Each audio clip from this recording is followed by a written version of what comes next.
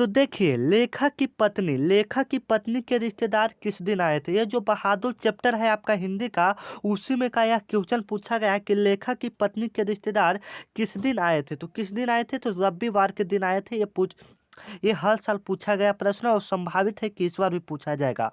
जो अमरकांत वाला जो चैप्टर है, बहादुर वाला चैप्टर है, उसमें जो रिश्तेदार आते हैं वह रविवार के दिन आते हैं और बहादुर पर 11 रुपये चोरी का आरोप लगाते हैं। ठीक है, अगर आप लोग कहानी पढ़े होंगे तो आपको पता होगा बहादुर पर कितने रुपये चोरी का इल्जाम लगाया जाता है। 11 रुपये चोरी का इल्जाम लगाया जाता है। ठीक है, बहादुर जो उस कहानी में होता है वह नौकर होता है। ठीक है, और जो बहादुर कहानी के लेखक हैं वो कौन है, अमरकांत है। ठीक है, और वायरल पेपर के ग्रुप में आप लोग जुड़ना चाहते हैं तो मेरा यह नंबर है 9334517119। यह मेरा वायरल ग्रुप में जुड़ने का नंबर है। इस पर आप लोग वायरल पेपर लिखकर मैसेज कीजिए व्हाट्सएप नंबर पर, आपको ग्रुप में जोड़ दिया जाएगा। ठीक है, तो चलिए, कह रहा है कि लेखक रामविलास शर्मा कब से कब तक भारतीय प्रगतिशील लेखक संघ में रहे थे। ठीक है, लेखक रामविलास शर्मा कब से कब तक भारतीय प्रगतिशील लेखक संघ में रहे हैं। तो ठीक है, तो कब से कब तक रहे हैं, तो 1949 से 1953 ईस्वी के बीच में रहे हैं। ठीक है, 1949 से 1953 ईस्वी के बीच में रहा है। यह 2025 में आने वाला प्रश्न है। संभावित है कि यह जो आपका 17 फरवरी का एग्जाम हिंदी का होने वाला है, इसमें यह प्रश्न लड़ेगा। ठीक है, इसमें से आधा प्रश्न तो लड़ेगा ही। ठीक है, तो चलिए इसको हम एक से कर देते हैं। क्वेश्चन 18 एक बैक कैसे आ गया, चलिए इसको ए से कर लेते हैं। ठीक है, यहाँ पर क्या कह रहा है, 1 मिनट। हाँ, कह रहा है कि 100 में से 50 को सही देना है। ठीक है, जो तो आप लोग ये सब पढ़े हैं। ठीक है, 100 में से 50 का आंसर देना है।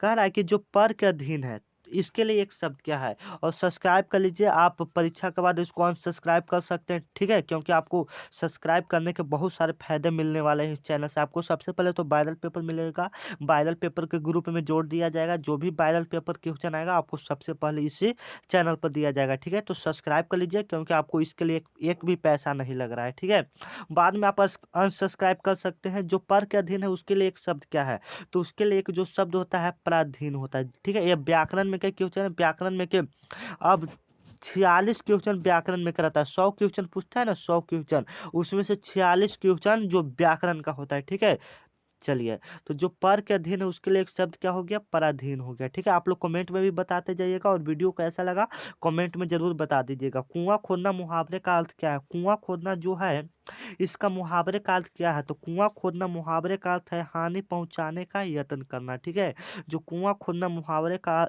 अर्थ है वो क्या है, हानि पहुंचाने का यत्न करना। ठीक है, जो कुआं खोदना उसका मुहावरा अगर हम पूछ देंगे तो क्या होगा, हानि पहुंचाने का यत्न करना। या परीक्षा में 3 से 4 बार पूछा गया है और संभावित है कि इस बार भी पूछा जाएगा। ठीक है, चलिए, छ का उच्चारण स्थान का है, छ का उच्चारण स्थान क्या है, तो छ का जो उच्चारण स्थान है वह होता है तालु। छ का उच्चारण स्थान क्या होता है, तालु होता है। ठीक है, छ का उच्चारण स्थान क्या होता है, तालु होता है। ठीक है ना, चलिए, महाजौसवी का संधि विच्छेद क्या है, महाजौसवी का संधि विच्छेद क्या है। ठीक है, तो महा प्लस ओजस्वी, महाजौसवी का संधि विच्छेद क्या हो जाएगा, महा प्लस ओजस्वी। ठीक है, संधि विच्छेद का मतलब क्या होता है, जब भी आप किसी शब्द को संधि विच्छेद मतलब अलग अलग करेंगे तो दोनों का अर्थ होना चाहिए। जैसे महो का मतलब नहीं जानते, जस्वी का मतलब इसका कोई अर्थ नहीं होता, लेकिन महा प्लस ओजस्वी, महा का मतलब महान और ओजस्वी मतलब आप लोग समझ रहे हैं, साधु संत। ठीक है, चलिए, निम्न में कौन शुद्ध शब्द है। ये बहुत बार एग्जाम में आपके एग्जाम में 5 से 6 बार एक क्वेश्चन पूछा गया है। ठीक है, इसको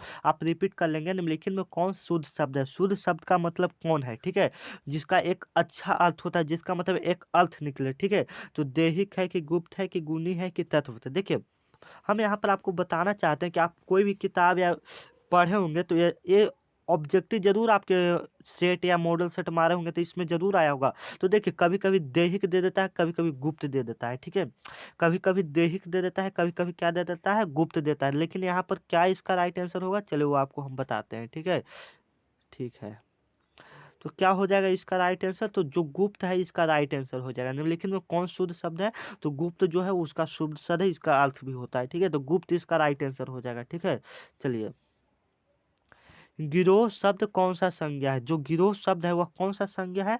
तो वह समूहवाचक संज्ञा है। जो गिरोह शब्द है वह कौन सा संज्ञा है?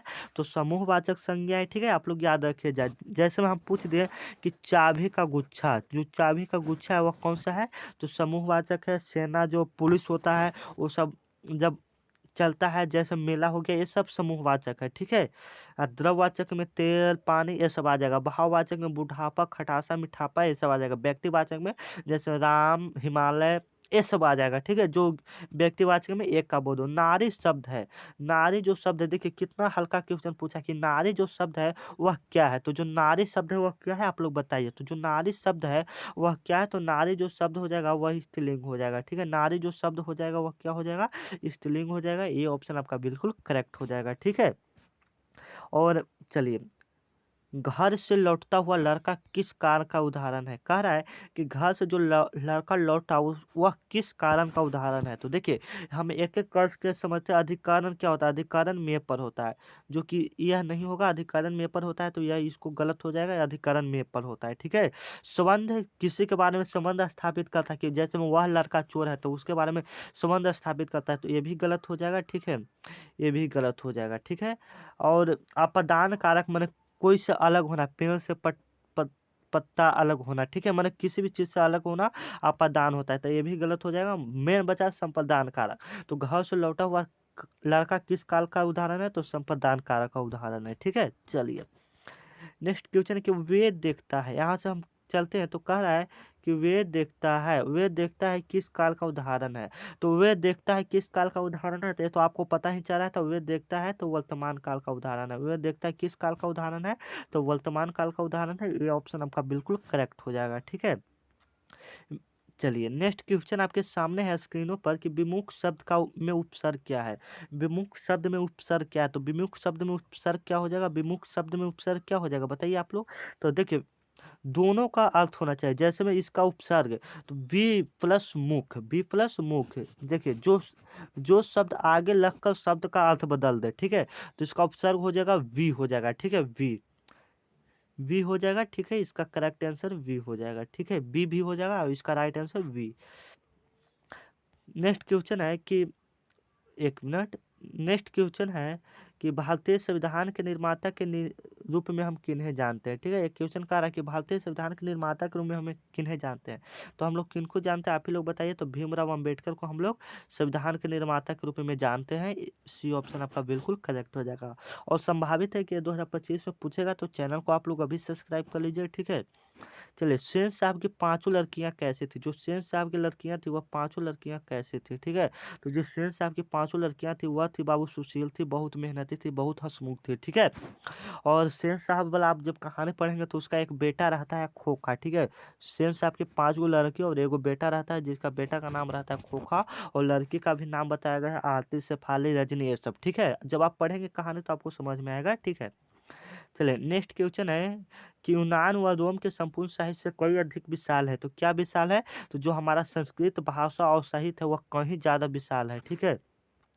नाखून का बढ़ना किसका परिणाम है? कह रहा है कि जो नाखून का बढ़ना है वह किसका परिणाम है? नाखून का बढ़ना किसका परिणाम है? नाखून का बढ़ना किसका परिणाम है? तो मनुष्य की अंध सहजात वृत्तियां का। जो नाखून का बढ़ना वह किसका परिणाम है? तो मनुष्य की अंध सहजात वृत्तियां का। ठीक है। चलिए, नेक्स्ट क्वेश्चन है, हिंदी तथा हिंदी तथा इसकी विविध बोलियां किस लिपि में लिखी जाती है? तो हिंदी तथा इसकी विविध बोलियां जो लिखी जाती है वह क्या में लिखी जाती है? तो वह क्या में लिखी जाती है? तो देवनागरी लिपि में लिखी जाती है। जो हिंदी की जो भाषाएं होती है, जो हिंदी की भाषाएं होती है वह किस लिपि में लिखी जाती है? तो देवनागरी लिपि में लिखी जाती है। सी ऑप्शन आपका यहाँ पर बिल्कुल करेक्ट हो जाएगा। ठीक है, यह परीक्षा में काफी बार पूछा गया है, इसलिए काफी इंपॉर्टेंट है। ठीक है। और एक क्वेश्चन को तो कहिए ही नहीं, एक क्वेश्चन हम लाइन लगा दिया परीक्षा में तो इतना पूछता है कि मत ही कहिए। इसको आप रिपीट कर लीजिए। ठीक है, कह रहा है कि मित्र मिलन जो शीर्षक कहानी है वो किनकी रचना है? ठीक है, तो जो मित्र मिलन कहानी है वह किनकी रचना है, आप लोग बताइए। तो मित्र मिलन किनकी है? तो अमरकांत का है। जो मित्र मिलन है वह किनकी कहानी है? तो अमरकांत का है। डी ऑप्शन आपका बिल्कुल करेक्ट हो जाएगा। डी ऑप्शन यहाँ पर बिल्कुल करेक्ट हो जाएगा। चलिए, नेक्स्ट क्वेश्चन है कि लेखक की जो पत्नी है, जो लेखक का पत्नी जो है वह किस दिन आया था? रिश्तेदार के किस दिन आया था? तो रविवार के, जो कि अभी हम बताएं आपको। ठीक है। चलिए, लेखक रामविलास वाला शर्मा भी बताए दिए, ये सब बताए दिए। चलिए ये नहीं बताए क्या, नहीं बताए, चलिए इसको भी करवा देते हैं कि नेपाल में, एक मिनट, हाँ, नेपाल में बिरजू महाराज के एक रिश्तेदार था जिनका नाम क्या था, जो नेपाल में एक था बिरजू महाराज के रिश्तेदार का, उसका नाम क्या था, तो उसका उसका नाम था चुन्नू लाल। ठीक है, तो वीडियो को यहीं समाप्त करना पड़ा, इसका पार्ट 2 आएगा, तो आप लोग चैनल को सब्सक्राइब कर लीजिए और इस वीडियो को अपने दोस्तों के साथ एक बार ज़रूर शेयर कर दीजिए, क्योंकि ये वीडियो काफ़ी इंपॉर्टेंट है, 2025 में आने वाला प्रश्न से संबंधित है। ठीक है, मिलते हैं कोई नेक्स्ट वीडियो में, तब तक के लिए जय हिंद, सभी को, और सभी को मेरे तरफ से लव यू।